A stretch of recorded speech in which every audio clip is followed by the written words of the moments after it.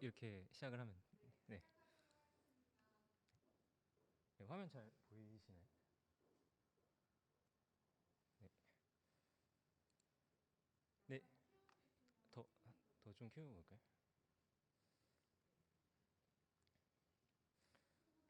네. 네, 이제 그 두 번째 세션에서는 그 앞에서 제가 일부에서 서론이 너무 길었던 것 같은데요. 이제 파이썬 앞에서 설명한 그 개념들을 우리가 파이썬 코드로 어떻게 실제로 이제 좀 간단하게 매우 간단합니다. 그래서 간단하게 어떻게 활용하고 또 혹시 뭐 실험을 한다거나 우리가 어떤 프로젝트를 진행할 때 어떻게 할 수 있는지 좀 설명을 드려보도록 하겠습니다. 근데 이제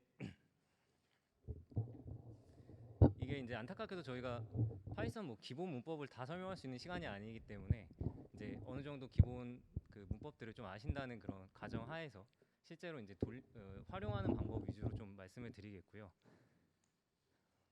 뭐 최대한 그 제가 어떻게 그 코드들이 어떤 작업을 하는지를 설명을 좀 최대한 드리면서 이렇게 한번 진행을 해보도록 하겠습니다. 그래서 뭐 코드 제가 이제 아무래도 이제 좀 임시적으로 만든 코드이기 때문에 이 코드가 완벽하지 않을 수 있지만 그냥 저런 식의 어떤 프로세스로 앞에서 말씀드린 것들을 이렇게 이용할 수가 있겠구나 이렇게 봐주시면 들어주시면 좋겠습니다. 여기서 처음에 이제 그 맨 위에서 지금 이제 맨 처음에 우리가 그 라이브러리를 임포트 하는 것이 뭐 보통 이제 거의 뭐 대부분의 그 파이썬 스크립트에 이렇게 다 되어 있죠. 그래서 여기 보시는 것처럼 이제 임포트를 해가지고 말 그대로 가지고 온다라는 뜻입니다. 그래서 우리가 필수적인 것들을 먼저 좀 가져오면 좋고요. 뭐 이거는 사용자에 따라서 내가 취향이 모든 필요한 라이브러리들을 내가 메뉴에서 다 같이 하겠다, 다 같이 임포트 하겠다 이렇게 하면 여기다 다 모아서 넣어줘도 되는데 저 같은 경우는 그렇게 해놓으면은 나중에 이 라이브러리가 어디서 썼지? 이제 막 이렇게 헷갈릴 때가 있을 수 있거든요. 그래서 저는 그냥 그 작업을 하는 데다가 좀 넣어놓고 맨 위에다가는 이제 내가 실제로 전반적인 데서 사용하는 아주 필수 라이브러리들을 먼저 좀 임포트를 따로 해갖고 오는 식으로 이제 준비를 해봤습니다. 그래서 뭐 OS라는 그 라이브러리는 이제 말 그대로 오퍼레이팅 시스템을 이제 제어해주는 그런 함수들을 제공하는 라이브러리라고 보시면 되겠고요. 어, 그 다음에 이제 넘파이라는 것은 이제 수치형 데이터를 우리가 매트릭스라든가 벡터라든가 이제 이런 계산을 할 때 어떤 수치 연산을 할 때 쓰는 그 라이브러리여서 거의 뭐 모든 그 파이썬 관련된 데이터 관련된 그런 프로젝트의 코드에 다 들어간다고 보시면 되고 판다스는 쉽게 말해서 아까 전에 앞에서 말씀드린 그 2차원의 테이블 형태의 데이터 혹은 엑셀 형태의 그런 데이터를 다루는 그런 여러 가지 필요 함수들을 제공하는 그런 라이브러리라고 보시면 되겠습니다. 그래서 이제 이렇게 임포트를 해갖고 오고요. 이제 첫 번째로 이제 데이터를 준비하는 그런 과정들에 대해서 좀 설명을 같이 보겠는데요. 이제 제가 여기 다 적어놓은 것처럼 이제 아래의 과정들을 하나씩 이제 살펴보겠습니다.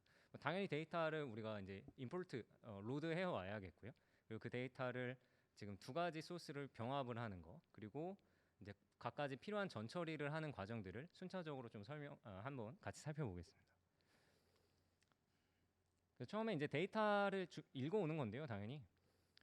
제가 지금 오늘 같이 실습해볼 데이터는 총 두 가지 데이터 셋입니다. 그래서 얘네가 하는 것은 결국 궁극적으로 천 프레딕션이라고 해서 천 프레딕션이 그 고객의 이탈 여부를 예측하는 우리가 작업을 천 프레딕션이라고 하거든요. 그래서 고객이 이탈할지 안 할지 이제 이렇게 예측하는 앞에서 말씀드린 지도학습 방법에 해당하는 그런 작업을 한다고 보시면 되겠고요. 지금 데이터셋은 총 두 가지인데 첫 번째는 커스터머 데이터라고 해서 그 각 고객의 개인 정보가 들어있는 어떤 그런 데이터가 있고 그리고 두 번째는 트랜잭션 데이터에서는 그 각 고객들의 어떤 그 뭔가 이렇게 그 통화 그 내역들 이제 그런 거래 내역 이제 이런 것들을 정보를 가지고 있는 데이터셋이라고 보시면 되겠습니다. 첫 번째로 이제 커스터머 데이터를 우리가 읽어올 때 제가 이제 일부러 파일 패스라고 이렇게 따로 여기다가 지정을 해놨는데 뭐 이거 그냥 당연히 얘를 그냥 여기다가 이렇게 따로 안 해주고 이 안에다가 그냥 다시 같이 넣어주셔도 당연히 무방하고요. 그리고 저는 이제 여기 보시면 아실 수 있는 것처럼 지금 확장자가 이게 CSV 파일이 아니라 엑셀 파일입니다. 그래서 엑셀 파일이어서 앞에서 말씀드린 그 판다스라는 함수의 라이브러리에 보시면은 이제 CSV든 뭐 TXT 파일이든 엑셀이든 이런 것들을 읽을 수 있는 그런 함수를 제공해 주는데 이제 여기서 이제 그 read 엑셀이라는 함수를 이용해서 우리가 이제 그 데이터셋을 가지고 옵니다. 이렇게 변수명을 할당해 줄 때는 뭐 당연히 기본적으로 이제 어떤 컨벤셔널한 그런 표현들이 있는데 뭐 여러 사람과 같이 작업을 하는 경우에는 이제 그것들을 맞춰주는 게 좋겠죠. 근데 이제 뭐 혼자서 이렇게 뭔가 프로젝트를 하거나 아주 그런 전문적인 프로젝트가 아닌 경우에는 그냥 내가 편한 식의 어떤 이름을 지어주면 되는데 그런 경우라고 할지라도 우리가 굉장히 일관된 형태의 그런 이름을 지어주는 게 좋습니다. 그래야 나중에 좀 헷갈리지도 않을 수 있고요. 저 같은 경우는 이제 보통 이렇게 2차원 테이블 형태의 데이터는 여기다 이렇게 DF라고 적어놨는데 이제 얘가 데이터 프레임의 약자고요. 이 데이터 프레임은 앞에서 말씀드린 이 판다스라는 라이브러리에서 제공하는 가장 기본적인 형태의 그 2차원 데이터라고 보시면 되겠습니다. 그래서 커스터머 df라는 변수에다가 이제 지금 값을 가지고 오는 것이고요. 이걸 한번 실행을 하면서 해볼게요. 그렇게 큰 데이터가 아니어서. 그래서 여기 이제 보시는 것처럼 이렇게 불러오고 헤드라는 그 메소드를 이용을 해주면 앞에서 우리가 가지고 온 데이터의 첫 번째 5개의 행을 보여줍니다. 그래서 이제 여기서 보시는 것처럼 이제 이런 식의 지금 데이터가 불러온 거로 확인할 수가 있고요. 보시면은 뭐 고객의 아이디부터 시작을 해서 이렇게 성별, 연령에서 쭉 이렇게 각종 정보들이 있는 걸 알 수가 있고요. 그 데이터 프레임에 이렇게 점 쉐입이라는 그 어떤 그 오브젝트 변수를 이제 출력을 해보면은 이제 그 쉐입이라는 것은 아까 그 2차원 데이터에서 행이 몇 개고 컬럼이 몇 개인지 이제 이것들을 보여주는 건데 여기 보시는 것처럼 지금 2만 개의 데이터가 있고 9개의 변수가 있는 것을 확인할 수 있습니다. 그래서 제가 이제 그 다음에 해준 것은 뭐냐면요. 여기 보시면 지금 여기는 잘 확인 안 될 수 있는데 예를 들어서 요 게시일이라는 거는 뭐 또 문제에 따라서는 어떤 의미를 가질 수도 있지만 제가 지금 하고자 하는 데서는 크게 의미가 없을 걸로 판단돼서 요 게시일 변수를 제거를 하는 작업을 할 거고요. 그리고 요거 지불 방법을 보시면 실제로 데이터를 열어보면 요 지불 방법이 전부 다 선불입니다. 그래서 그 말은 뭐냐면 하나의 변수에 대한 데이터 값이 전부 다 동일하다는 거잖아요. 그러면은 우리가 뭔가 분류 작업을 할 때 그 변수는 전혀 의미를 주지 못합니다. 그래서 어떤 그 분산이 굉장히 적은 경우에, 아주 적은 경우에 이제 그걸 제거해 주는 것이 좋은데 이제 그렇기 때문에 여기서 지불 방법도 제거를 할 거고요. 그다음에 요금제는 좀 의미가 있을 것 같고 핸드셋이라는 데이터는 좀 의미가 없을 것 같아서 요 get이라고 지불 방법 핸드셋 데이터를 이제 그 컬럼을 제거를 하는 작업을 해줄 거고요. 그게 이제 여기서 보시면은 이렇게 드랍이라는 지금 메소드를 사용해서 이제 그 말 그대로 드랍 시킨다는 겁니다. 이제 떨궈주는 건데 우리가 앞에서 제가 말씀드린 대로 3개의 변수를 같이 떨굴 거니까 이제 이런 식으로 리스트 안에다가 이제 내가 드랍하고 싶은 변수명을 이렇게 쭉 넣어주면 되고요. 그리고 이 엑시스라는 그 파라미터가 있는데 엑시스는 말 그대로 축입니다. 축. 그래서 우리가 뭐 기본적으로 2차원만 설명을 드리면 2차원 데이터에서 엑시스 0번은 그 로우 행 방향이 이제 0번이고요. 이 컬럼 방향 열 방향의 엑시스 1이라고 이해를 하시면 되겠습니다. 근데 우리는 지금 이 컬럼을 다 지우고 싶은 거잖아요. 이 컬럼을. 그래서 엑시스 1을 지정을 해주셔야 내가 지우고 싶은 그 컬럼이 지워진다고 보시면 되겠고요. 그리고 마지막으로 이 판다스나 여러 가지 그 파이썬 함수들에 보시면은 이 인플레이스라는 인자가 있는 거를 확인할 수가 있는데요. 이 인플레이스는 뭐냐면 내가 변경한 값을 원본 데이터에다 적용할 거냐 이제 이런 것입니다. 그래서 true로 해주면은 내가 여기서 지금 제거해주는 이 컬럼 이 제거된 그 값을 원본 데이터로 대체해 줄 거다. 이제 이렇게 보시면 되겠고요. 만약에 얘를 내가 false로 해주고 싶으면은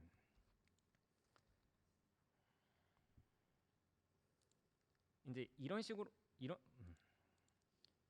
새로 이제 다른 새 값에다가 할당을 해주셔야 돼요. 이렇게 할당을 해줘야 값이 바뀌고 그렇지 않고 false 상태에서 그냥 새 할당을 해주지 않으면은 여기서는 바뀌는데 궁극적으로는 값이 바뀌지 않게 됩니다.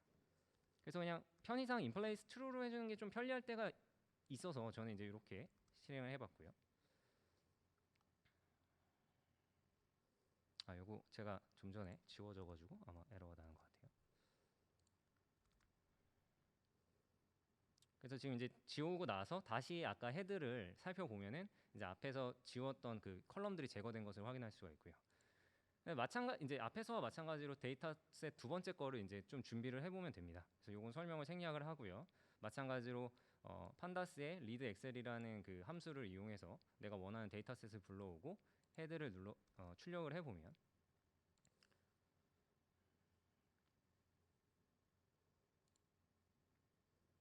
네. 이제 이런 식의 데이터가 지금 준비된 것을 확인할 수가 있습니다. 그래서 고객의 아이디가 있고 그 고객의 어떤 그 통화 내역들, 이제 그 사용 내역들이 이렇게 쭉 나와 있는 것을 지금 확인할 수가 있고요. 여기 맨 마지막에 보시면 이탈 여부라는 그 컬럼이 있는데요. 요게 이제 고객이 이탈을 우리 회사에서 이탈을 했는지 안 했는지를 나타내는 그 이탈 그 데이터라고 보시면 되겠습니다. 그래서 우리가 이번 실험에서 예측하고자 하는 그 y 타겟 베리어블 값은 이 이탈 여부를 사용을 할 것이고요. 이제 앞에서 본 그 고객 데이터와 여기서 트랜잭션 데이터를 활용을 해서 이 고객이 이탈을 할 것인가 안 할 것인가를 예측하는 모델을 한번 만들어 보는 그런 과정을 실습해 보겠습니다. 그래서 마찬가지로 얘도 이제 이렇게 쉐입을 찍어 보시면은 지금 2만 개, 똑같이 2만 개의 데이터고, 그러니까 2만 명의 고객 데이터를 가지고 있는 겁니다. 그리고 17개의 그 변수를 가지고 있는 것을 확인할 수가 있고요. 근데 이제 여기서 아까 보셨다시피 이탈 여부 그 값을 보시면은 이탈 여부는 이탈이다, 뭐 이탈, 그 다음에 유지인가, 뭐 이렇게 한글로 지금 데이터가 입력되어 있습니다. 근데 모델은 한글 데이터를 받아들일 수가 없겠죠. 그래서 이제 이 이탈 여부라는 값을 우리가 수치형 예측 모델의 알고리즘에 넣어주기 위해서 수치형 데이터로 바꿔줘야 되고요. 그때 이제 저는 이런 식으로 뭐 여러 가지 방법이 있을 수 있는데 저는 이제 여기서 표현해 놓은 것처럼 그 transaction df라는 것에 이탈 여부 컬럼을 이렇게 지정을 해주고요. 그 컬럼 시리즈인데요. 그 시리즈에다가 요 맵이라는 함수를 하면은 그 컬럼의 값들 전체에다가 이제 다음과 같이 변경을 해줘라, 이제 이런 의미가 됩니다. 그래서 요거는 지금 딕셔너리를 넣어줘가지고 이탈은 1이라는 값으로 변경을 해준 거고요. 유지라는 값은 0이라는 값으로 이렇게 변형해줬다고 보시면 되겠습니다. 제가 시간 관계상 실행은 안 시키고 요 값이 출력돼 있으니까 그냥 설명을 드리면서 좀 넘어갈게요. 그래서 이제 다시 출력을 해보면 이제 뭐 아까 전에랑 바뀐 것은 여기 맨 마지막에 이탈 여부를 보시면 아까 전에는 이탈, 뭐 유지 이렇게 돼 있었던 게 지금 앞 위에서 지정해 준 대로 수치형으로 변경된 것을 확인할 수가 있겠죠.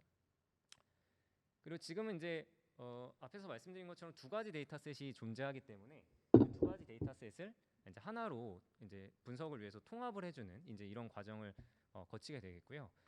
제가 이제 데이터 병합이라고 따로 적어놨고 여기서 이렇게 그림을 가지고 왔는데 판다스 아까 그 판다스에는 그 데이터베이스에 우리가 SQL을 형식으로 이제 데이터를 병합하는 그 조인 방식의 데이터 병합 함수를 제공해 줍니다.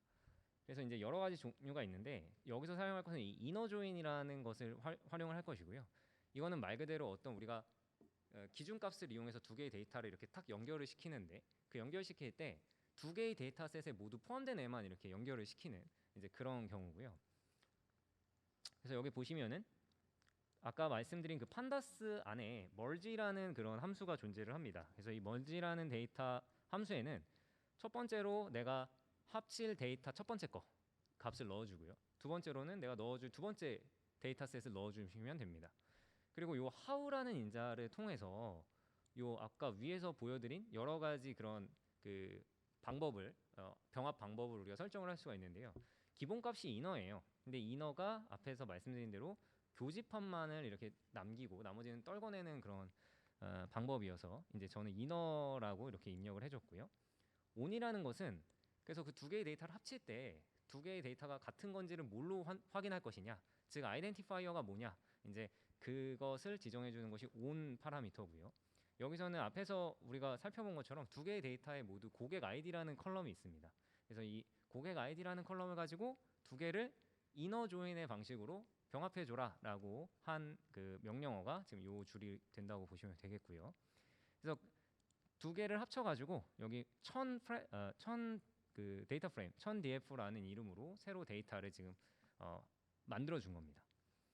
그래서 이렇게 데이터의 쉐입을 찍어 보니까 아까 첫 번째 것도 2만 개였고요. 두 번째 데이터셋도 2만 개의 데이터가 있었어요. 근데 지금 결국 결과를 보니까 그대로 2만 개가 다 살아 있는 것을 확인할 수가 있죠. 그러니까 그 양쪽의 데이터의 그 고객 아이디가 동일하게 모두 존재하고 있었던 상황이었고요.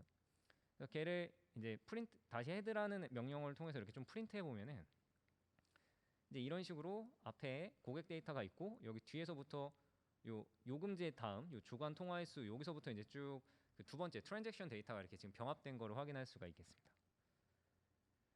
자, 이 고객 아이디 데이터는 저기 뭐야 그 각각의 데이터들마다 값이 다 다른 거죠. 그 각 고객마다 부여되는 뭐 우리 학번이나 주민등록번호 같은 아이덴티파이어니까요. 근데 얘는 이제 더 이상 분석의 필요가 없기 때문에 이제 합치려고 쓴 애입니다. 그래서 아까 전에 설명드린 그 드랍이라는 메소드를 사용을 해서 이제 제거를 해준 거고요. 앞에서 말씀드린 대로 컬럼을 지우는 것이기 때문에 엑시스 인자를 0이 아니라 1로 지정을 해주면 되고 인플레스에 대해서 아까 설명드린 대로 지금 true를 사용을 해줬습니다. 그러면 여기 보시는 것처럼 지금 그 고객 아이디가 없어진 걸 확인할 수가 있겠죠. 그래서 이제 이런 식으로 일단 데이터를 어느 정도 병합을 해놨다 이렇게 보시면 되겠고요. 그 다음에 이제 여러 가지 전처리 과정들이 있는데 제가 이제 일부러 하나를 설명드리기 위해서 이 원하드 인코딩이라는 방식을 좀 가지고 와봤습니다. 얘는 이제 어떤 거를 의미한다고 보시면 되냐면요. 여기 적어놓은 것처럼 이산형 데이터, 카테고리컬 데이터를 이제 어떻게 표현할 것인가에 대한 그런 아이디어라고 보시면 되겠습니다. 무슨 말이냐면 이 그림에 표현해 놓은 것처럼 예를 들어서 컬러라는 어떤 변수가 있어요. 근데 걔는 레드, 옐로우, 그린 이런 식으로 이렇게 값들을 쭉 갖고 있는데 이 값들을 우리가 예를 들어서 얘를 아까 이탈 여부처럼 숫자로 바꾼다고 할지라도 만약에 레드는 1, 뭐는 2 이런 식으로 하더라도 그거는 숫자 자체의 의미가 있는 데이터가 아니잖아요. 무슨 말이냐면은 레드가 1이고 옐로우는 2라고 할지라도 레드와 옐로우의 차이가 1만큼 나거나 뭐 이제 이런 것을 의미하는 것이 아니기 때문에 걔를 그대로 넣어주는 것보다 이렇게 원하드 인코딩이라는 방식을 통해서 이 오른쪽 그림과 같이 변경해 줄 수 있다라는 겁니다. 그래서 요거는 뭐냐면 그 각 이 컬러라는 변수가 가지고 있는 각각의 값들을 이렇게 쭉 펼쳐 놓은 거예요. 그래서 펼쳐 놓고 만약에 레드인 데이터면은 레드에다가 1을 넣어주고 나머지는 다 0으로 채워주는 겁니다.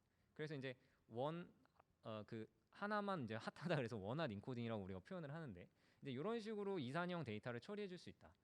뭐 물론 이거를 안 해줘도 뭐 성능에 크게 차이가 안 나는 경우도 있을 겁니다. 많이 있을 겁니다. 그런데 이제 조금 엄밀한 의미에서는 아까 특히나 설문조사 데이터 같은 경우 뭐 1 매우 그렇다, 뭐 2 조금 그렇다, 이제 뭐 이런 값들이 있잖아요. 그것을 이제 그냥 1, 2, 3, 4, 5로 넣어주면은 앞에서 말씀드린 대로 그 숫자가 가지고 있는 의미를 가지고 있는 것이 아님에도 불구하고 그렇게 표현이 될 수 있어서 이제 이런 식의 전처리를 조금 진행을 해주시면 좋은 경우가 많이 있습니다.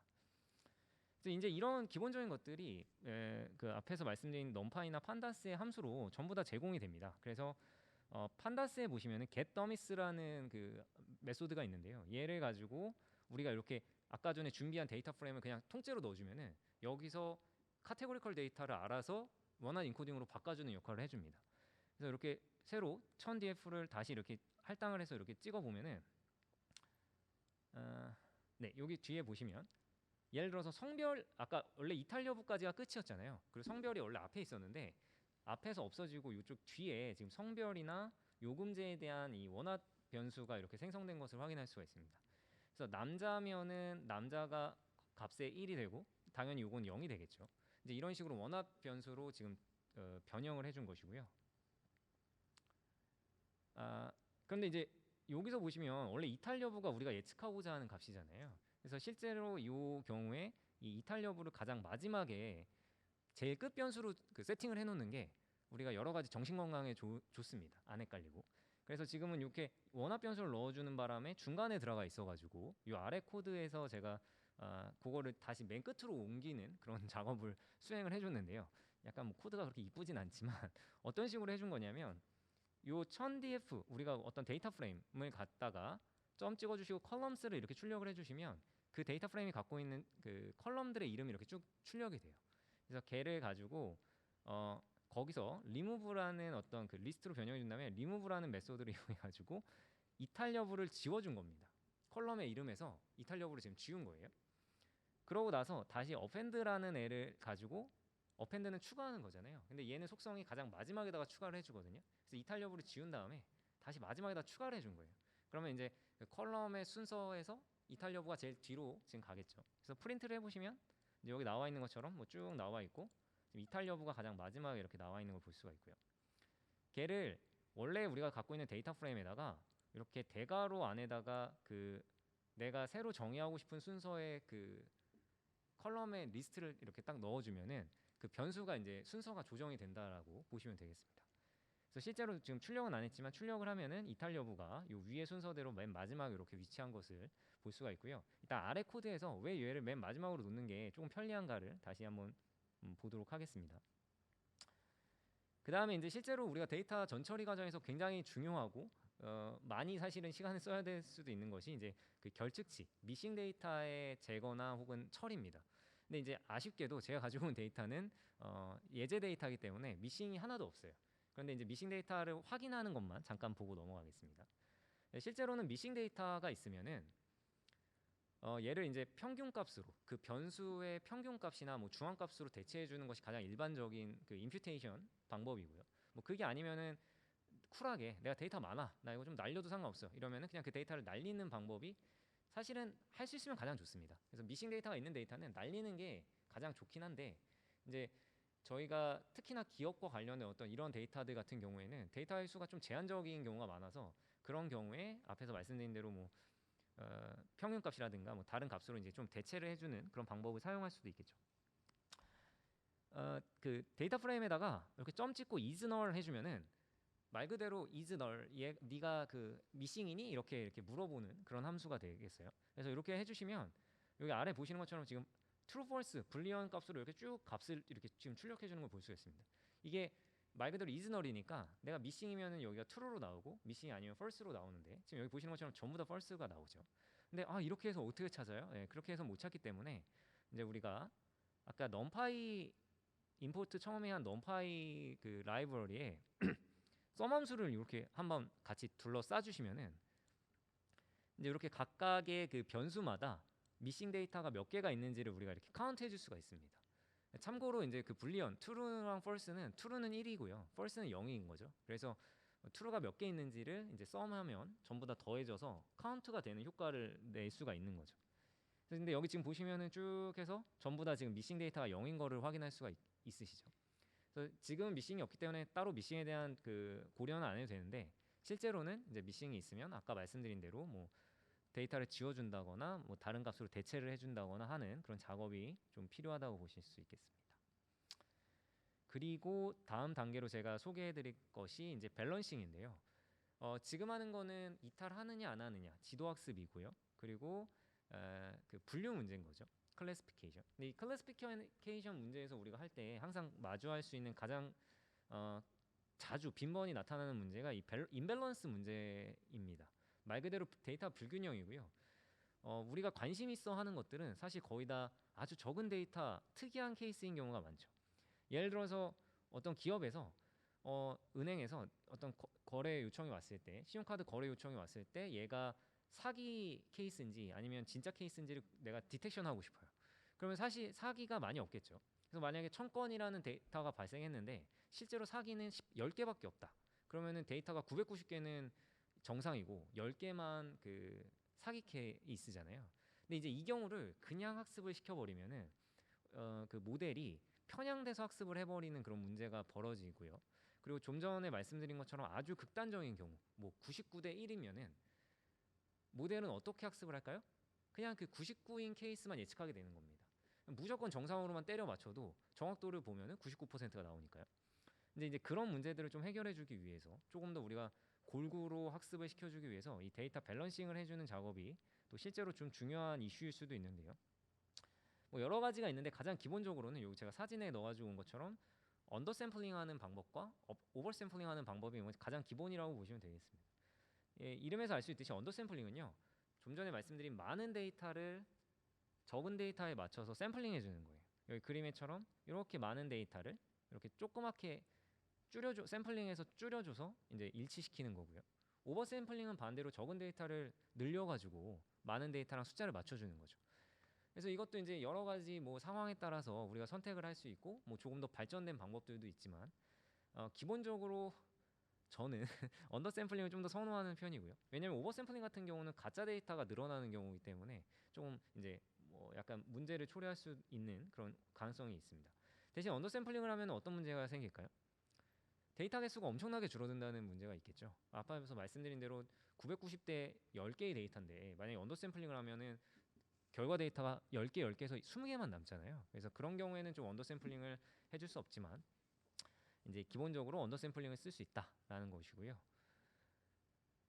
여기서 제가 언더 샘플링을 하는 그냥 예만 잠깐 보여드리겠습니다. 실제로 이 데이터는 이렇게 지금 1000 프레딕션 DF의 이탈 여부 컬럼을 지정한 다음에 점 찍어주시고 밸류 카운트 이렇게 메소드를 한번 입력을 하시면은 여기 출력된 것처럼 그 각각 클래스에 대한 그 밸류를 카운트 해줍니다. 말 그대로 여기 보시면은 지금 0 클래스가 10,000개 정도고요.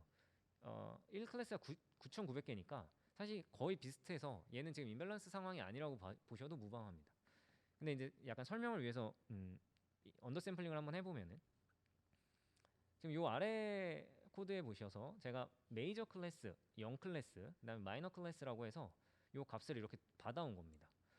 그냥 여담으로 하나 해드리면은 파이썬의 장점 중에 하나는 파이썬은 이렇게 멀티로 그 값을 한 줄에 다 받아올 수 있는 그 기능을 가지고 있는 게 좀 장점이고요. 그래서 지금 얘가 두 개의 값 앞에서 보여드린 대로 이 10,069랑 9932를 뱉어준 거고요. 그거를 지금 이렇게 메이저 클래스랑 마이너 클래스라는 값으로 우리가 받아온 거예요. 그래서 그 해당하는 데이터를 이 아래 코드에서 지금 0 이탈 여부가 0인 데이터만을 메이저 데이터로 가지고 오고요. 반대로 이탈 여부가 1인 데이터를 이렇게 마이너 데이터로 이렇게 제가 새로 데이터 프레임을 이제 뽑아낸 겁니다. 근데 지금 우리가 하려는 거는 메이저 데이터에서 마이너 데이터만큼만 이제 샘플링을 해주려고 하는 거니까 요 밑에 보시는 것처럼 메이저 데이터 내가 뽑아올 데이터에서 이렇게 샘플이라는 메소드를 사용해서 내가 원하는 개수만 샘플링을 하는 거고요. 여기 보시면은 n이라는 거는 말 그대로 샘플 개수를 얘기합니다. 그래서 마이너 클래스 개수만큼 가져와라 이제 이렇게 해준 거고요. 뒤에서 계속 나와서 참고로 말씀을 드리면 여러 메소드 파이썬 그 함수들을 보시면은 랜덤 스테이트라는 게 이제 존재를 하는데요. 이 랜덤 스테이트가 존재를 하면 무조건 아무 값이나 하나 넣어주는 게 좋습니다.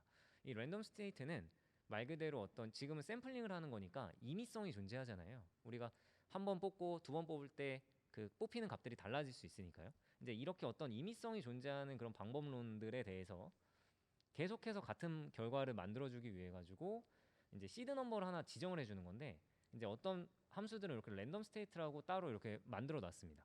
그래서 이 랜덤 스테이트를 지정을 해주셔야 우리가 코드를 다음에 돌려도 똑같은 결과를 출력을 할 수가 있고요. 요거를 빼버리게 되면은 내가 실험을 할 때마다 다른 결과가 나오게 되는 거죠. 근데 뭐 예를 들어서 논문을 쓰거나 할 때 이 랜덤 스테이트를 만약에 안 했다 이러면 이제 나중에 조금 문제가 될 수가 있는 겁니다.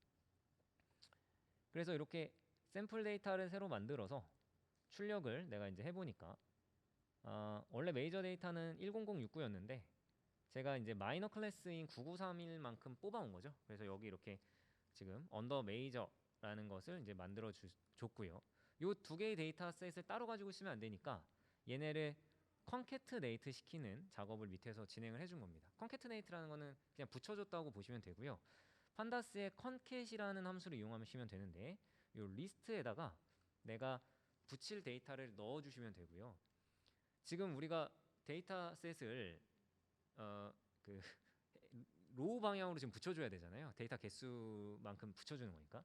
그래서 아까 말씀드린 대로 엑시스를 지정을 할 때 아까 컬럼일 때는 1이었잖아요. 근데 지금 이제 그 데이터 개수 로우 방향으로 붙여주는 것이니까 여기서 엑시스 0을 이렇게 지정을 해주셔야 된다는 거를 참고해 주시면 되겠습니다. 그래서 밸런스드 데이터라고 만들어 줬고요. 걔를 다시 이제 이 아래에서 보시는 것처럼 카운트를 해보면 이제 똑같은 개수로 이렇게 지금 세팅이 된 것을 확인할 수가 있죠. 사실 실제로 아까 말씀드린 대로 지금은 이걸 안 해줘도 상관은 없는데 설명상 한번 이제 언급을 드려봤습니다. 그 다음에는 앞에서 그 첫 번째 시간에 좀 설명을 드린 것처럼 우리가 모델을 학습시키기 위한 데이터, 트레인 데이터랑 그리고 모델을 학습하는 과정에서 얘가 잘하고 있는지를 살펴보는 그 밸리데이션 데이터, 그리고 최종적으로 내가 이 모델이 이만큼 퍼포먼스를 정확도를 보입니다라고 보고할 때 사용하는 테스트 데이터를 구분해주는 작업을 아까 한다 그랬었잖아요. 그래서 그 데이터 스플릿에 대한 얘기를 좀 보여드리겠습니다. 그 사이킨런이라는 패키지를 이따가 보여드릴 거고요. 사실 많이들 아실 텐데 그 사이클런 패키지에 가시면 트레인 테스트 스플릿인가 이런 이 데이터를 나누는 용의 펑션이 존재합니다. 근데 이제 저는 그거가 오히려 더 귀찮은 것 같아가지고 일단은 이렇게 간단하게 샘플이라는 아까 그 샘플 언더 샘플링 할 때 쓴 샘플이라는 펑션 해가지고 진행을 해봤고요. 우리가 준비한 그 밸런스 데이터 총 데이터셋에서 샘플 펑션을 이용해가지고 아까 그 n을 넣어줬잖아요. 근데 n 말고 이게 프랙션의 약자인 것 같은데 frac라고 이렇게 있습니다. 그래서 얘를 비중을 얼마를 가져갈 거냐 이렇게 적어주는 거예요. 그래서 내가 전체 데이터의 80%를 지금 트레인 데이터로 쓰겠다 이렇게 보시면 되겠고요. 그리고 나머지 그러면 이제 트레인 데이터 정리가 되고 그 밸런스 데이터에서 드랍 함수를 이용해서 내가 트레인에 가져간 데이터는 지우겠다 해주는 거예요. 그래서 트레인 데이터에 인덱스를 이렇게 넣어준 건데요. 이제 아무튼 요거는 이제 뭐냐면은 내가 트레인 데이터를 지워주겠다라는 거고요. 걔를 이제 테스트 데이터로 쓰겠다 이런 겁니다. 그럼 지금 전체 100% 중에서 80%는 트레인으로 쓰고 20%는 테스트로 이제 할당을 한 거죠. 같은 작업을 트레인 데이터에 대해서 한 번 더 해준 겁니다. 왜? 그 밸리데이션 데이터를 만들기 위해서요. 그래서 트레인 데이터에서 총 20%를 내가 그 밸리데이션으로 아까 쓸래요 이렇게 해갖고 밸 데이터 해가지고 20% 할당했고 마찬가지 이제 그 로직으로 그 전체 트레인 데이터에서 내가 밸리데이션 데이터는 드롭 시켜주겠다. 나머지 이제 순수하게 트레인 데이터 쓰겠다 이렇게 분류를 해준 거고요. 그래서 뭐 보면 이렇게 밑에 보시는 것처럼 지금 각각의 트레인 데이터, 밸리데이션 데이터, 테스트 데이터 이렇게 세 가지 덩어리로 구분한 것을 볼 수가 있겠습니다. 자 여기까지가 이제 그 데이터를 전처리 해가지고 이제 그 실험을 머신러닝 모델을 돌리기 위한 그 전처리 과정 같은 것들을 진행했다고 보시면 되겠고요. 실제로는 지금 이거 예제 데이터여서 이제 요 정도 스텝으로 충분히 커버가 되지만은 우리가 진짜 큰 혹은 좀 지저분한 그런 리얼 데이터를 가지고 하는 경우에는 이 전처리 과정이 굉장히 복잡하고 길어지겠죠. 근데 그래서 전처리 과정이 사실 굉장히 중요합니다. 여기 이제 나머지 설명들은 뭐 다들 아시겠지만 몇 가지 코드 몇 줄로 다 이제 해결이 되는 경우들이기 때문에 이 앞에서 전처리를 얼마나 잘 해주고 내가 필요한 과업에 맞게 준비해 주느냐가 이제 모델 성능이 굉장히 중요하다고 이렇게 이해를 해주시면 되겠습니다.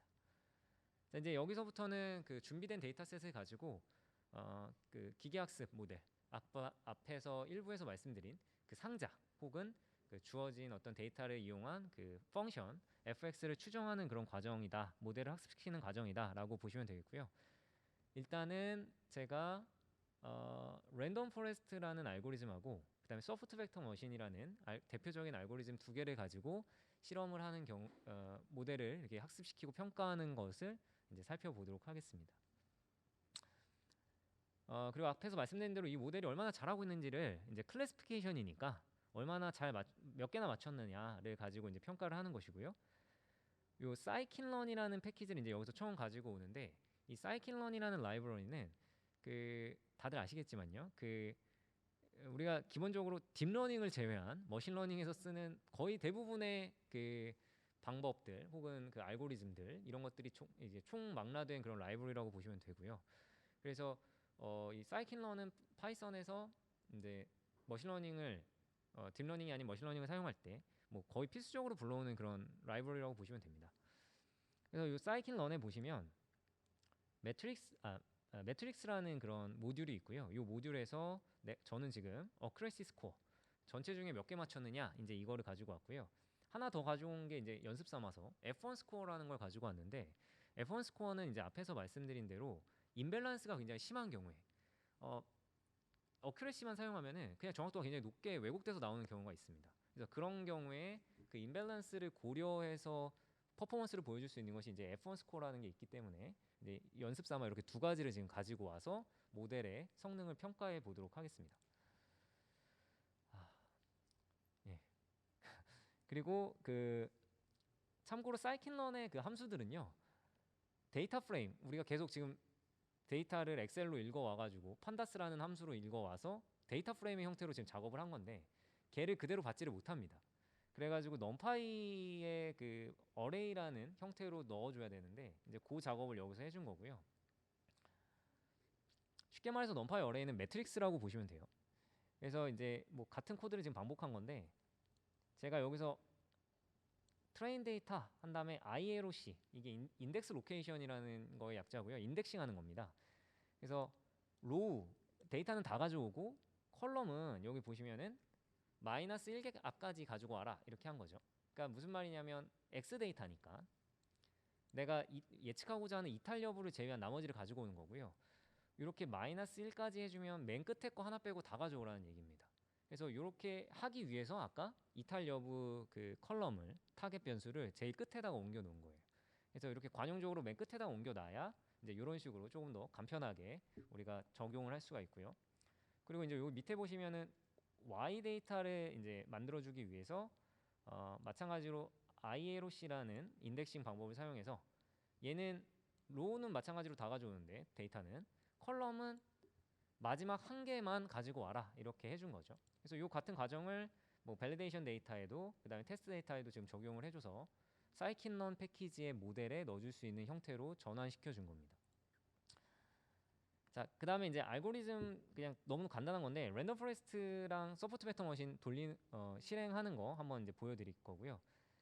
제가 원래 그 욕심에 이제 이 알고리즘 설명도 좀 드리고 싶다 이렇게 해서 준비를 해갖고 왔는데 여러분들 표정도 어둡고 시간도 촉박해서 이제 요거는 그냥 간단하게 모델 돌리는 것만 말씀을 드리겠습니다. 랜덤 포레스트라는 거는 앙상블 모델의 대표 주자라고 보시면 되고요. 말 그대로 앙상블이 우리가 여러 명이 오케스트라 같이 이렇게 그 같이 연주하는 걸 앙상블이라고 하잖아요. 아니면 뮤지컬에서 이제 뒤에서 같이 화음 넣어주는 거. 그래서 말 그대로 머신러닝에서 앙상블이라는 거는 하나의 모델 말고 모델을 여러 개 만들어가지고 같이 판단하겠다. 이제 이런 게 앙상블입니다. 그래서 뭐 랜덤 포레스트라는 거는 이제 보시면은 요 그림으로 제가 가지고 왔는데 요 어떤 모델이에요. 얘 하나가 트리라고 지금 되어 있는 애가 모델인데 이 여러 개의 모델을 쭉 만들어가지고 각각의 모델들이 예측한 그 값을 여기서 머저리티 보팅이라고 표시를 해놨는데 말 그대로 다수결입니다. 10명한테 물어보는 거예요. 나 얘랑 사귈까 말까? 나 얘랑 이별할까 말까? 막 이렇게 해가지고 너랑 헤어져 막 이렇게 해가지고 쭉 해서 다수결로 내가 결정을 하겠다. 이제 이런 어떤 메커니즘이라고 보시면 되겠고요. 그래서 이 랜덤 포레스트를 제가 선택한 이유는 보편적으로 가장 잘 나옵니다. 그 굉장히 아무 문제에다가나 그냥 이제 약간 테스트용으로 랜덤 포레스트를 적용을 해보면 얘는 큰 뭐 튜닝이나 이런 거 필요 없이 굉장히 좀 안정된 퍼포먼스를 항상 내줘요. 그래가지고 여러분들 뭔가 뭐 예를 들어서 교수님이나 뭐 어떤 상사가 야 이거 한번 되는지 한번 해봐라 이렇게 하면은 처음에 약간 그 랜덤 포레스트로 적용을 해보시는 게 간편하면서도 전체적인 퍼포먼스를 좀 가늠해 볼 수 있는 그 가늠자의 역할을 할 수 있다 이렇게 보시면 되겠고요. 그래서 제가 랜덤 포레스트를 한번 가지고 와봤습니다. 그래서 여기 보시면은 사이킨런 아까 말씀드린 그 머신러닝 모델들이나 관련 함수들이 있는 사이킨런에 좀 전에 앙상블에 대해서 말씀을 드렸죠. 그 앙상블 모듈에 들어가시면은 임포트해서 랜덤 포레스트 클래시파이어를 가지고 올 수가 있고요. 이 함수를 가지고 모델을 준비를 하는 겁니다. 그래서 이 아래에 지금 보시면 제가 RF 랜덤 포레스트라고 이렇게 변수를 하나 객체를 하나 만드는 건데 이 랜덤 포레스트 클래시파이어를 이렇게 쭉 해서 가지고 오면 얘가 모델을 준비하는 거예요. 그리고 그 다음에는 걔에다가 피팅 데이터를 우리가 훈련 데이터를 가지고 피팅 시킨다라고 하는데 그래서 fit 함수를 이용해 가지고 트레인 데이터 X 데이터랑 트레인 데이터 Y 데이터를 넣어주는 그런 작업을 해주게 됩니다. 그러니까 다시 한번 말씀드리면 이 fit이라는 것이 결국 런의 의미인 거죠. 러닝의 그 의미라고 보시면 되겠습니다. 학습시키는 거예요. 그래서 여기서 당연히 주의해야 될 것은 뭐냐? 여기다가는 우리가 트레인 데이터를 넣어줘야 된다는 겁니다. 아시겠죠?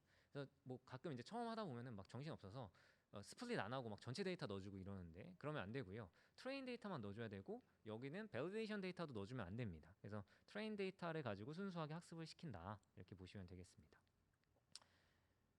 그리고 실제로 여기 이제 밑에 지금 출력된 것처럼 이 랜덤 포레스트 펑션에 보시면은 굉장히 많은 이런 파라미터 학습 파라미터들이 있는데 이제 알아서 이제 좋은 라이브러리들이 다 좋은 값들을 일단 기본적으로 세팅을 해놨어요.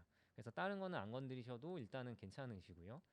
요 엔잡스라는 걸 하나 해놨는데 요거에 대해서 말씀을 드리면 얘는 그냥 그 코어 여러분들 CPU에 있는 코어 있죠? 그 코어 몇 개 쓸지를 그 할당해 주는 겁니다. 그래서 이 랜덤 포레스트 같은 경우에 이제 시간이 많이 걸릴 수가 있기 때문에 이 코어를 내가 이제 원하는 개수만큼 내 컴퓨터가 견딜 수 있는 만큼 올려주시면은 속도를 좀 더 빠르게 실험을 할 수가 있습니다. 그래서 이렇게 랜덤 포레스트를 좀 전에 fit을 이용해서 학습을 시켰고요. 걔를 가지고 이제 우리가 새로운 데이터를 예측을 하는 겁니다. 아까 앞에서 보여드린 그 상자를 만들어 놓고 그 다음에 새로운 데이터를 거기다 넣어서 이제 예측을 한다고 이렇게 말씀을 드렸잖아요. 이제 그 작업을 하는 것이 프레딕트라는 메소드라고 보시면 되고요. 프레딕트 안에 내가 예측할 값들을 쭉 넣어주는 거예요. 근데 예측을 하는 거니까 정답은 필요 없죠. 그래서 X 데이터만 지금 넣어준 거고요. 그래서 여기 보시면 트레인 데이터 넣어주면 트레인 값에 대한 트레인 데이터에 대한 프레딕션이고 뭐 마찬가지로 밸리데이션에 대한 프레딕션이고 쭉 예측을 한 겁니다. 그래서 이제 뭐 값이 많으니까 제가 이렇게 슬라이싱 해가지고 10개만 좀 출력을 해봤는데 여기 밑에 보시는 것처럼 이제 이런 식으로 내가 얘가 이탈할 것이다 0 아니 그 제로 1 이탈 안 할 것이다 0 이런 식으로 이렇게 쭉 예측이 된 것을 지금 확인할 수가 있겠죠. 그리고 나서는 앞에서 위에서 불러왔던 내가 이제 얘가 정확도가 얼마나 되는지를 봐야 되니까 어크레시 스코어랑 F1 스코어 이런 애들을 이용해 가지고 정확도를 측정을 할 수가 있는데요. 얘는 이제 진짜 정답 Y 데이터랑 그 다음에 위에서 예측된 그 예측 데이터를 넣어주면은 이제 요 함수가 정확도를 측정을 해줍니다. 그래서 이렇게 train ACC 그 다음에 train F1 해가지고 지금 할당을 해준 거고 걔를 출력시켜 보면 트레인 데이터에 대한 그 정확도가 99%가 나와요. F1 스코어도 99 정도가 나오고요. 근데 이거는 왜 그러냐면 얘가 랜덤 포레스트여서 그런 겁니다. 근데 지금 시간 관계상 자세한 설명을 좀 생략을 하겠는데 랜덤 포레스트는 원래 오버핏을 일부러 막 내가지고 내는 L에서 이렇게 만들어진 거고요. 마찬가지로 계속 이제 밸리데이션에 대해서 우리가 더 중요한 거죠. 밸리데이션과 테스트가. 밸리데이션 테스트 쭉 해보면은 지금 78% 정도 이렇게 정확도를 보이는 것을 지금 확인할 수가 있습니다. 이렇게 하면은 이제 모델을 학습시키고 얘에 대한 정확도를 우리가 본 거예요. 그래서 얘는 고객의 이탈 여부를 한 70% 정도, 78% 정도 예측을 하는구나 이렇게 알 수가 있는 것이죠. 자 그리고 끝으로 이제 그 랜덤 포레스트에서 마지막으로 피처 인포턴스에 대한 거를 하나 이제 얘기를 하면은 랜덤 포레스트의 또 하나 좀 장점이 뭐냐면은 어떤 변수가 중요한지를 계산해주는 그런 기능을 좀 갖고 있다는 겁니다. 부수적으로. 그래서 지금 시간 관계상 이제 그게 왜 되는지는 좀 생략을 하겠는데 이 사이클런에서 여기 보시면은 랜덤 포레스트의 그 피처 인포턴스 학습된 랜덤 포레스트 객체 안에 보면은 피처 인포턴스라는 그 변수를 갖고 있어요. 그래서 얘가 갖고 있는 정보가 뭐냐면은 이제 요 밑에 지금 출력한 거에 요 각각의 변수들의 그 웨이트입니다. 중요도라고 보시면 되겠고요. 걔를 지금 제가 이제 이런 식으로 각 피처들의 네임을 이렇게 만들어내고 그 임포턴스를 가지고 이게 지금 솔트 시켜가지고 중요한 순으로 그 나열을 한 거예요. 그래서 여기 보시면은 그 고객을 이탈할지 안 할지를 우리가 판단할 때 제일 중요한 영향을 미치는 것이 지금 연령이구나 이렇게 나왔다는 겁니다. 그래서 실제로 많은 머신러닝 모델들이 해석력을 갖고 있지 않은 경우가 많아서 이제 특히나 이제 상사 같은 분들은 싫어하시죠. 이게 왜 이렇게 됐어? 이렇게 물으면 저도 모르겠는데 얘가 그렇게 했어요. 이러면 싫어하시니까 이제 어떻게든 설명을 해주려고 노력하는 것이 되게 중요한데 랜덤 포레스트 같은 경우는 앞에서 말씀드린 것처럼 어느 정도 기본적인 정확도도 보여주면서 이제 부수적으로 이런 기능을 같이 제공을 해주기 때문에 굉장히 좋은 유용한 알고리즘이라고 보시면 되겠습니다. 소프트 벡터 머신 하나 더 가지고 왔는데요. 요거는 시간 관계상 좀 생략을 하고요.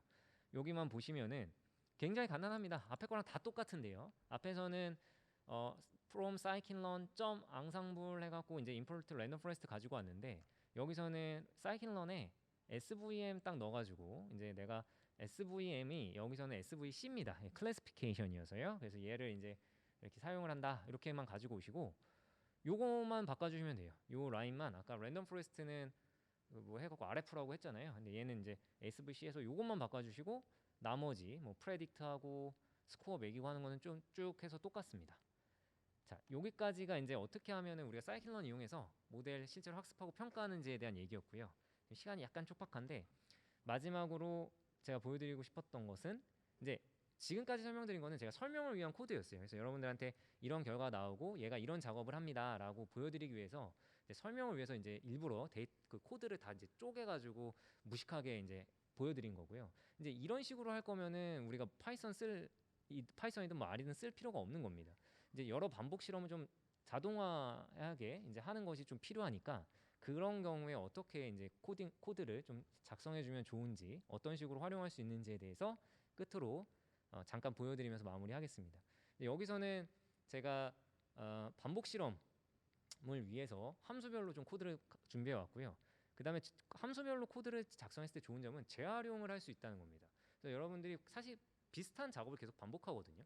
뭐 예를 들어서 정확도를 측정한다든가 뭐 모델의 그 학습을 시킨다거나 이런 비슷한 작업을 계속 반복하기 때문에 코드를 하나 이쁘게 만들어 놓으면은 여러분들이 함수별로 혹은 더 나아가서 모듈별로 이렇게 만들어 놓으시면은 재활용을 할 때 굉장히 좋아요.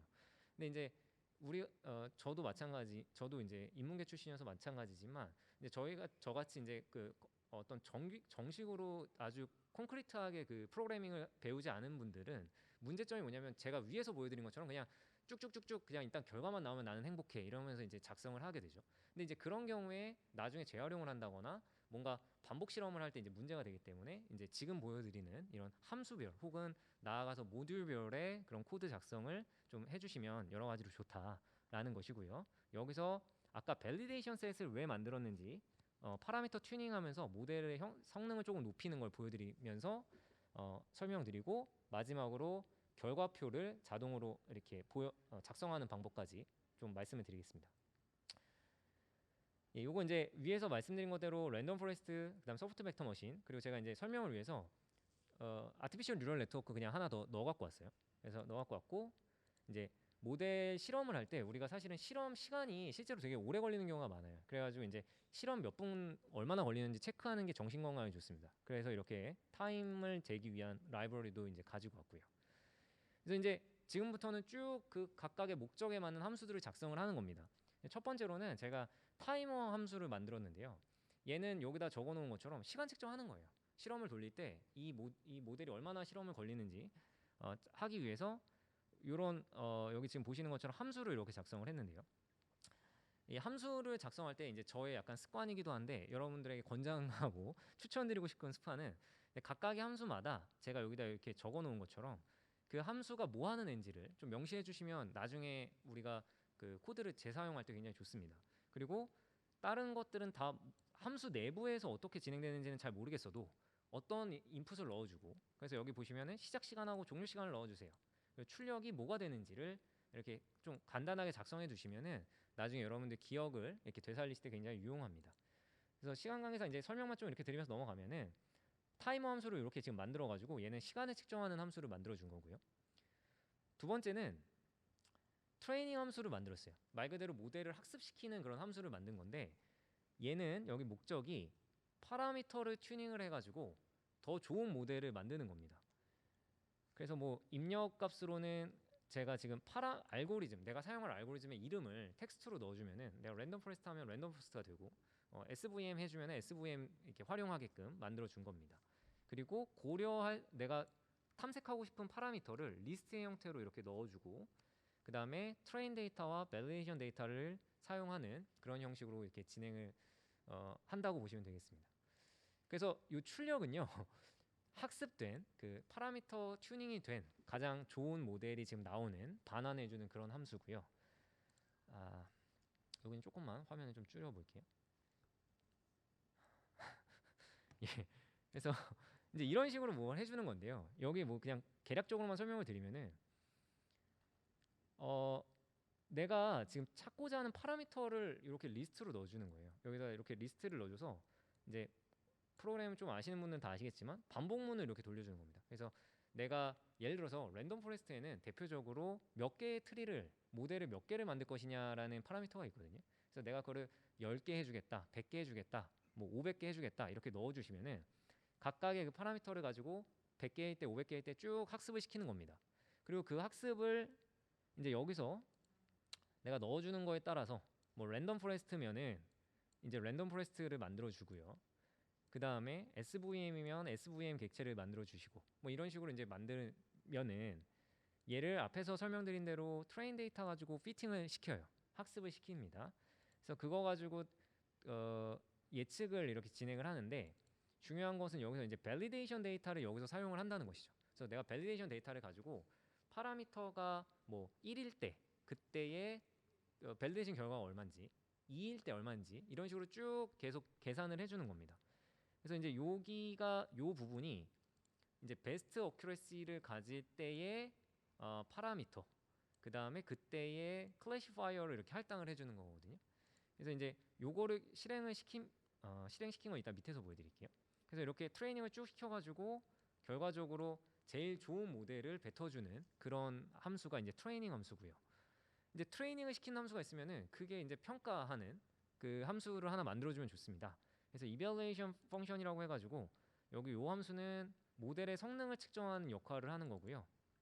앞에서 위에서 선언했던 accuracy score랑 그 다음에 F1 스코어를 실제 값하고 예측 값을 넣어주면 걔를 이렇게 합쳐서 두 개의 값을 뱉어주는 그런 어떤 함수를 만들어 준 겁니다. 그리고 마지막으로 이제 요것이 중요한데요. 이제 익스퍼리먼트 함수를 이제 이런 식으로 하나 짜줘가지고 내가 실험을 원하는 만큼 이제 자동으로 돌릴 수 있게 만들어 주는 거예요. 그래서 여기 익스퍼리먼트 함수 같은 경우는 내가 여러 모델에 대한 실험을 이렇게 수행할 때 쓰는 것이고 뭐 그렇습니다. 그래서 이제 쭉 보시면은 내가 모델 리스트를 넣어줘요. 내가 예를 들어서 랜덤 포레스트, SVM, 그 다음에 ANN 세 개를 테스트하겠다 이렇게 넣어주시고 그 각각의 모델에 대한 내가 서치한 파라미터를 이렇게 넣어주시면은 걔를 가지고 반복을 하면 여기서 반복을 하면서 이제 각각의 그 결과들을 이렇게 쭉 뽑아내는 그런 역할을 하는 그런 펑션이라고 보시면 되겠습니다. 그리고 마지막으로는 이제 테이블 함수를 하나 만들어 줬는데요. 얘는 뭐냐면은 이제 실제로 이렇게 우리가 실험 결과를 프린트 하나씩 쭉쭉쭉쭉 해가지고 걔를 내가 기다렸다가 값 하나 나오면은 엑셀에다가 내가 넣어놓고 아니면 파워포인트에다가 내가 이렇게 쳐가지고 이제 교수님한테 보여드려야지 이제 이런 식으로 하면은 굉장히 괴로워요. 그래가지고 이제 자동으로 실험 결과를 만들어내고 걔를 가지고 내가 이쁘게 표 형태로 이렇게 만들어주기 위해서 그 일부러 펑션을 하나 만든 건데요. 자세한 그 설명은 좀 생략을 하고 결과를 이제 밑에서 보여드리겠습니다. 이제 마지막으로 이렇게 펑션을 쭉 내가 필요한 어떤 함수들을 정의를 해놓고 나서 이제 최종적으로 실험은 이제 여기서부터 이제 여기 밑에까지 딱 요만큼만 가지고 이제 내가 원하는 실험을 할 수가 있는 겁니다. 그래서 실제로 지금 설명을 위해서 이 파일 코드들을 다 한 파일에다 넣어놨지만은 실제로는 이제 다른 파일 스크립트에다가 이제 넣어놓고 이제 필요할 때 이제 내가 불러다가 이렇게 실험 스크립트를 따로 하나 만들어주면은 이제 내가 뭘 했는지도 좀 더 파악도 쉽고 그 다음에 그 내가 수정을 하거나 할 때 좀 더 세팅을 바꾸기가 좀 용이해지는 것이죠. 그래서 이제 최종 실험에 대해서만 간단히 말씀드리고 마무리하면 지금 모델 리스트를 아까 그 익스퍼리먼트 함수가 모델 리스트를 봤기 때문에 이제 내가 실험하고 싶은 알고리즘들을 쭉 넣어준 거예요. 그래서 내가 랜덤 포레스트, SVM, ANN, 아티피셜 뉴럴 네트워크 이렇게 세 가지 하겠다 이렇게 지금 넣어준 거고요. 근데 앞에서 그 트레이닝 함수에서 보셨다시피 지금은 저는 일부러 이제 세 가지를 보여드리는 건데 내가 만약에 4개, 5개 하고 싶다. 그럼 그냥 여기에다가 요 한 줄씩만 계속 더 넣어주시면 내가 원하는 모델들만큼을 처리할 수 있는 함수를 만들어 줄 수 있는 거죠. 그래서 이제 그렇게만 간단하게 변경을 하면 이제 좀 더 유연한 그런 펑션이 된다는 것이고요. 그리고 요거는 이제 제가 파라미터들 아까 그 밸리데이션 셋을 이용해서 제일 좋은 애를 찾는 이제 그 파라미터들을 각 모델에 따라서 지금 3개씩 이렇게 랜덤 포레스트의 경우, 그다음에 SVM의 경우, AN의 경우 이렇게 3가지를 넣어준 거고요. 얘를 위에서 정의했던 그 experiment 펑션에다가 이렇게 순차적으로 넣어주는 겁니다. 그리고 나머지는 이제 관련된 우리가 미리 준비해 놓은 트레인 데이터, 그다음에 밸리데이션 데이터, 테스트 데이터를 지금 쭉 넣어주는 거죠. 그렇게 해서 얘 experiment 펑션을 실행을 시키시면은 이제 이런 식의 결과가 쭉 출력이 됩니다. 지금 그래서 여기 보시면은 랜덤 포레스트의 결과는 파라미터가 10일 때, 100일 때, 300일 때 시간이 요만큼 걸렸고요. 그리고 트레인 데이터 어큐러시랑 밸리데이션 어큐러시가 이렇게 나왔다는 걸 지금 출력을 하고 여기 보시면은 지금 밸리데이션 에러가 어큐러시가 조금씩 차이가 나는 걸 보실 수가 있죠. 그래서 75%, 얘는 78% 이렇게 차이가 나는데 제일 좋을 때의 파라미터가 언젠지를 이렇게 같이 지금 출력을 해준 겁니다. 마찬가지로 SVM, ANN 똑같이 해줬는데요. 지금 랜덤 포레스트의 경우에는 차이가 별로 없어서 저 굳이 해줘야 돼? 라고 생각할 수도 있지만 여기 SVM을 보시면 지금 요 0.1 파라미터를 사용하는 경우에는 정확 밸리데이션 어큐러시가 58%입니다. 그런데 여기 끝에 지금 10 파라미터를 사용하실 때 보면 66%까지 올라가신 것을 확인하실 수가 있습니다. 이게 거의 지금 7%, 8%가 올라간 건데 여러분들 나중에 혹시 실제로 이런 거 해보시면 해보신 분들 느끼시겠지만 그 1%가 진짜 간절할 때가 많아요. 아, 내가 1%만 올라가면 당장 내일 교수님한테 논문 던지면서 내가 나갈 수 있겠는데 그게 안 돼가지고 정말 정신이 나갈 것 같은 때가 많습니다. 그러니까 제가 말씀드리고 싶은 건 뭐냐면 이렇게 밸리데이션 셋을 이용해서 파라미터 튜닝을 해주면은 이렇게 모델의 성능을 좀 더 향상시킬 수 있는 그 여지가 있다라는 것이고요. 아티피셜 뉴럴 네트워크만 봐도 이제 그 파라미터에 따라서 이렇게 한 3% 정도 지금 올라가는 것을 볼 수가 있죠. 그러니까 아무튼 이런 식으로 쭉 실험을 해가지고 만들어줬고, 요 실험을 아까 만들어드렸던 그 위에서 만들었던 테이블 펑션 그 실험 결과표를 만들기 위한 그 함수에다가 마지막에 이렇게 집어 넣어 주시면은 이제 요런 결과표를 제가 지금 얻어낼 수가 있는 겁니다. 그래서 여기 지금 보시면은 그 아까 위에서 데이터 읽어올 때 사용했던 그 판다스의 데이터 프레임 타입을 이용을 한 건데요. 이제 그 각각의 모델에 따라서 밸리데이션 정확도랑 테스트 정확도를 지금 이렇게 출력을 해 놓은 거고요. 이제 이런 게 아까 전에 말씀드린 것처럼 실제로 지금 우리가 3개밖에 없고 요 값도 지금 고려하는 값이 4개밖에 없으니까 저거 손으로 치는 게 나을 것 같은데? 라고 생각할 수 있지만요. 이제 여러분들이 모델을 더 많이 실험하실 거고 더 많은 매저들에 대해서 내가 확인을 해보고 싶다라고 한다면은 이제 이거를 매번 이렇게 만들어주는 것보다는 위에서 이제 설명드린 것처럼 그런 식의 어떤 함수를 하나 만들어 주시면 이제 이런 식으로 관리하기가 훨씬 편해집니다. 그리고 뭐 당연히 이제 요거는 우리가 엑셀이나 CSV 파일로 이렇게 출력이 가능하니까 이제 바로 손쉽게 우리가 그 뭐 발표 자료라든가 이런 거에 그 테이블을 좀 더 손쉽게 작성을 할 수가 있겠죠.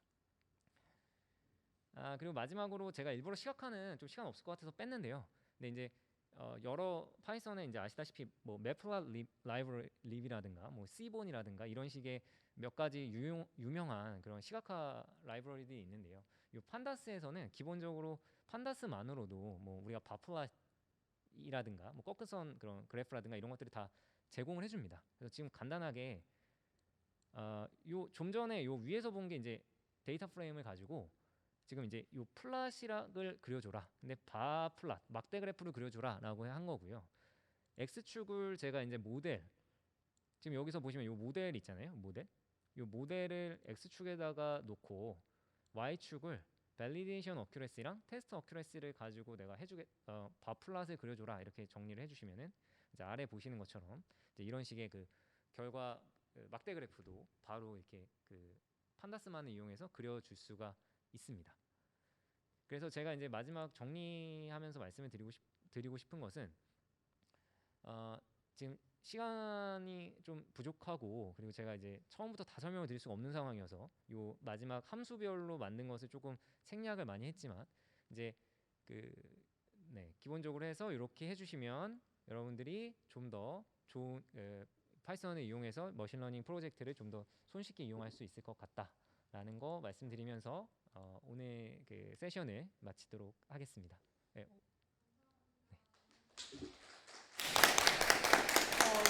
사실 시간이 충분했으면 훨씬 많은 걸 할 수 있었을 텐데 그래도 2시간 동안 많은 내용을 전달하려고 해주신 강사님께 우리 한 번 더 박수 부탁드리겠습니다.